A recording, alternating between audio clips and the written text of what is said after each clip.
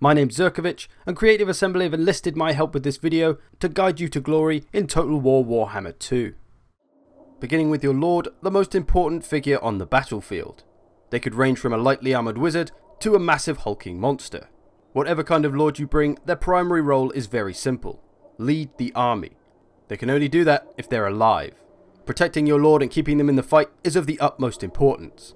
Enemy lords and heroes are their biggest threat, especially if they get outnumbered. So pay attention to where your Lord is at all times, lest they fall into a bad situation. A hero, much like the Lords, comes in many different forms. Those that are better at fighting in crowds of enemies, those that are better in one-on-one duels, wizards, monsters, but your melee heroes are your best choice for taking down enemy characters or any kind of infantry. Enemy characters, though, are probably their biggest threat.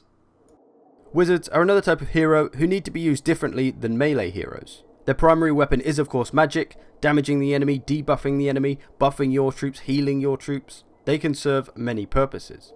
But most wizards are lightly armoured and don't do well in any kind of physical combat, so they need to be protected and avoid those physical confrontations. Melee infantry are your primary killing power. Fantastic against all kinds of other infantry, but they will struggle against monsters. They can also be susceptible to enemy cavalry charges, so watch out for both of those things. One of the most important roles on the battlefield, anti-large units are essential. Typically they come in the form of spearmen and should be your first choice for taking down monsters, cavalry, flying units, anything larger than infantry. Their biggest weakness is fighting any kind of melee force, so watch out for swordsmen and the like. The ranged component of your army, missile infantry, can have many different uses. They can put out damage against all kinds of units, but will also get slaughtered against all kinds of units in any kind of melee fight. So they need to be protected at all times, especially from enemy cavalry who are fantastic for running them down. Cavalry are the agile maneuverable part of your army. They can work to protect your troops or push and engage on the enemy. Charging into the back of enemy infantry while it's fighting your infantry is always a good target. Running down missiles, dealing with enemy cavalry, there's really a lot they can be doing.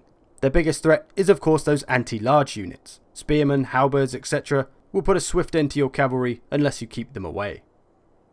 Monstrous units come in many different forms. Small groups, single large entities, fast and agile flying units, they can all be very dangerous. They'll shred through melee infantry with ease, but of course have to watch out for any kind of anti-large unit.